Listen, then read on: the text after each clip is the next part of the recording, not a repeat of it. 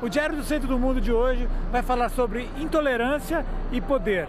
Nós vamos conversar com Mário Sérgio Cortella e Luiz Erundino.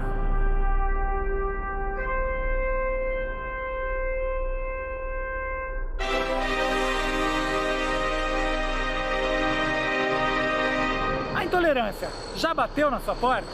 Nós vamos conversar com Mário Sérgio Cortella sobre o crescimento do ódio e a falta de diálogo em nossa sociedade.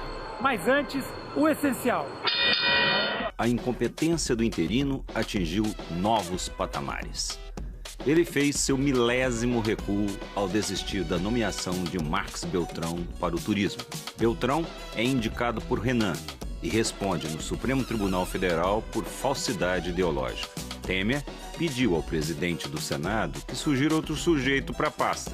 Estão pensando no Marcola. É um ministério que não existe sequer a uma pesquisa do Google. A última pesquisa Datafolha causou barulho por causa de uma fraude jornalística. O Instituto esqueceu de informar que 62% das pessoas ouvidas queriam novas eleições. Uma fonte do DCM teve acesso a algumas das perguntas da próxima enquete.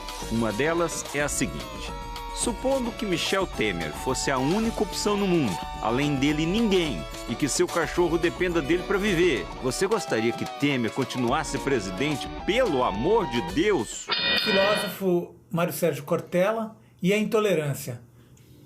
Você sabe que a palavra intolerância ela tem origem, dentro de um radical latino, que é tol, que significa suportar, no sentido de segurar.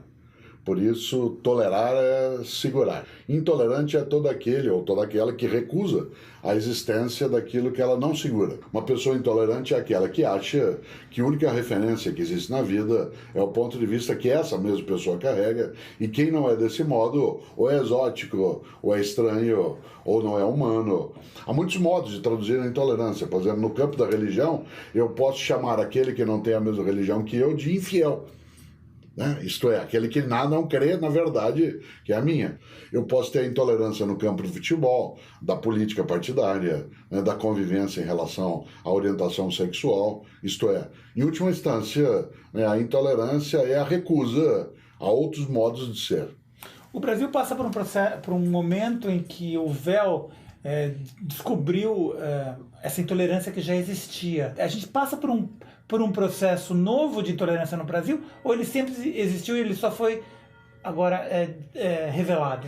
O Brasil tem uma novidade no último meio século, que foi a urbanização acelerada, portanto, a formação de grandes centros urbanos, em que o anonimato é mais possível e a não hegemonia de um único grupo também se torna mais presente. Exemplo, há 50 anos, se eu não fosse da religião dominante na sociedade, no caso do Brasil, a católica, eu não fazia negócio, eu não podia ter um comércio numa cidade menor. Isso significa que a hegemonia do mundo católico no campo religioso permitia que não houvesse intolerância, porque não havia como se contrapor a ela. Portanto, a lógica de uma sociedade que se tornou muito mais aberta admitiu que viessem à tona coisas que antes não tinham seu lugar. Só é possível a relação de intolerância se tiver diversidade. We stand with the people of Orlando, who have endured a terrible attack on their city. This is an especially heartbreaking day for all of our friends, our fellow Americans who are lesbian, gay, bisexual, or transgender. Although it's still early in the investigation, we know enough to say that this was an act of terror and an act of hate. Em grande medida, o que permite, por exemplo, que algo aconteça como aconteceu nos Estados Unidos, na cidade de Orlando, é a dificuldade nossa de desvincularmos algumas dessas situações daquilo que é o apelido que aquele grupo recebe. Por exemplo, as 49 pessoas que foram assassinadas dentro da boate, elas não eram gays, elas eram seres humanos, certo? Quando você tem refugiados que morrem nas praias da Turquia, eles não são refugiados, eles são seres humanos.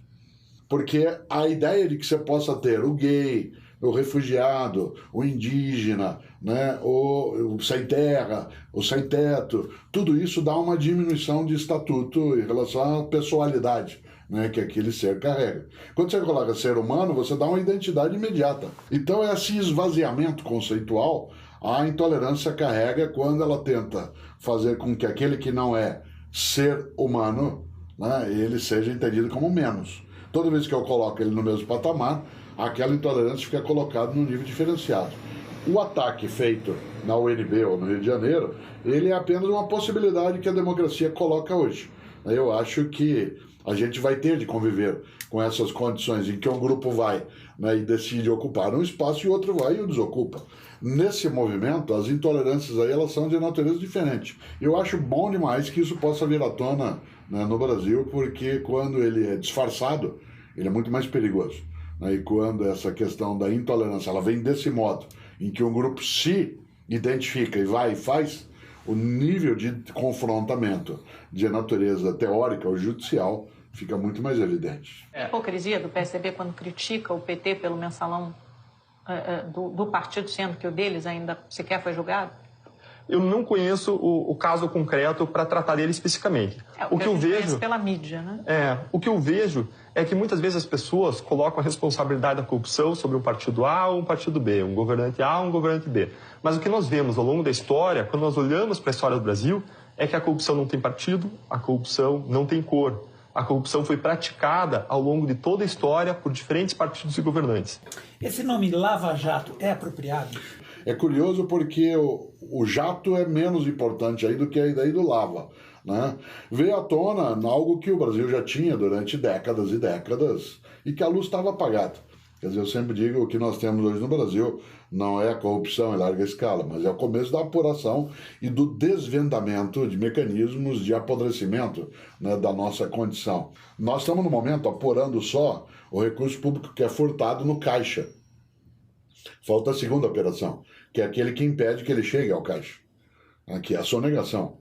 A Receita Federal calcula que, por exemplo, só em 2012 deixaram de ser pagos como impostos 400 bilhões de reais. Isso é mais do que o orçamento do Ministério da Educação no Brasil para um ano. Isso significa que o dinheiro é furtado, o dinheiro coletivo, quando ele não chega ao caixa por meio da sonegação e quando ele lá estando ele é desviado. Esses dois modos agravam a nossa condição.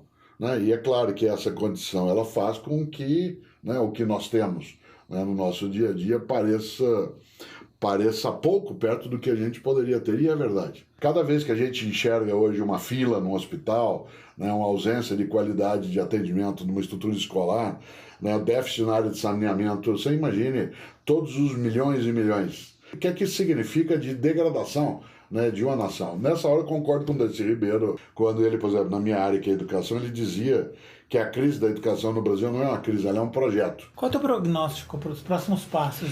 Nós estamos vivendo no Brasil hoje, às vezes as pessoas dizem, nossa, o Brasil está tão confuso. Eu digo, não, ele está confuso, de maneira alguma. O que a gente tem é uma pluralidade de variáveis. Né? Você pode olhar e dizer, não, nós vamos ter a possibilidade de um retorno da presidente eleita, e aí ela vai dar os passos que ela vem anunciando. Mas isso dependerá do modo como algumas das delações caminham em relação a denúncias quanto à própria organização da campanha que ela teve. Posso eu dizer, não, ela não voltará, o Senado ratifica, né, o afastamento e o governo Temer segue. Mas isso também depende do tipo de informação que vem à tona nesse ponto, porque nós estamos, em relação à Lava Jato, né, para brincar um pouco com o Churchill, nós estamos só no fim do começo, não estamos no começo do fim. Nessa hora, não dá para fazer um prognóstico. Eu não tenho uma visão catastrofista, né, em relação ao que virá. Acho que nós temos hoje instituições um pouco mais sólidas, né, de convivência, mas também não tenho uma visão triunfalista de achar que não, que nós vamos reerguer. Né, a nossa democracia ela está num momento especial, mas ela está abalada. Acho que nós temos aí uma boa década de processamento de toda essa circunstância. Agora, eu nunca esqueço, né, de algo que não serve para nos acalmar. Mas eu estava um dia num debate, eu e alguns brasileiros, com o ex-reitor de Cambridge. A Cambridge está fazendo 804 anos esse ano. Nossa universidade mais antiga, que é a USP, tem 82. E nós estávamos no debate, e uma hora o ex-reitor de Cambridge falou assim, vocês brasileiros são muito ansiosos. Vocês precisam ter mais calma um pouco. O mais difícil é nos primeiros 400 anos. Certo? Isso vale para nós também.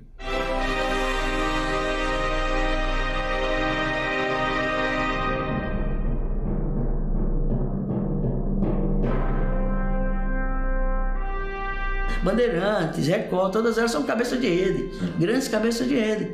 E elas, né, elas monopolizam, elas concentram todo o poder da mídia, que é o quarto poder, maior do que todos os outros poderes da República, e é o que se dá. Elege presidentes e derruba presidentes.